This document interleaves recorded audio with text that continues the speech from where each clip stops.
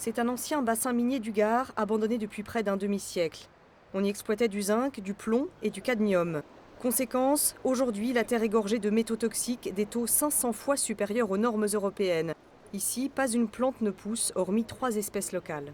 Vous pouvez voir ici par exemple des plantes indigènes qui sont progressivement adaptées à la pollution locale et elles sont aujourd'hui capables d'extraire donc les métaux lourds du sol par leurs racines, puis de stocker ces métaux lourds, en particulier le zinc, dans les feuilles.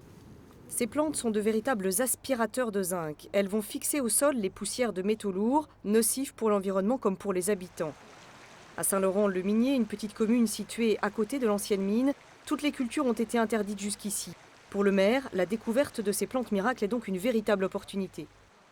Pour nous, le village, ça va nous apporter des solutions pour améliorer les conditions sanitaires de vie, de mieux vivre pour les gens qui habitent le secteur qui est le plus concerné par ces résidus miniers. Et je crois que les gens du village sont très satisfaits de voir qu'il y a des choses positives qui vont en sortir.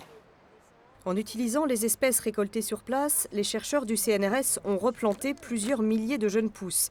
D'ici un an, ils espèrent recouvrir la totalité du site. Avec leurs partenaires, ils souhaitent désormais valoriser l'expérience sur d'autres exploitations minières.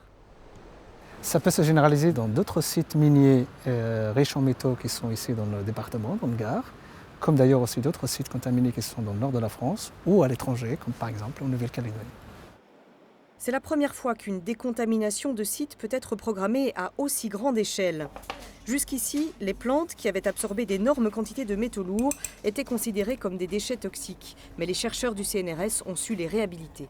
La découverte consiste à montrer que finalement ces feuilles qui accumulent les métaux lourds ne sont absolument pas des déchets contaminés, comme on l'a imaginé pendant longtemps, mais des réservoirs naturels de molécules extrêmement importantes pour l'industrie chimique. Les molécules contenues dans ces plantes miracles peuvent notamment être utilisées dans la fabrication de médicaments, cosmétiques, parfums et pesticides naturels non toxiques. Des plantes recyclables aux multiples vertus qui pourraient donner naissance à une nouvelle filière associant restauration écologique des sols et chimie verte.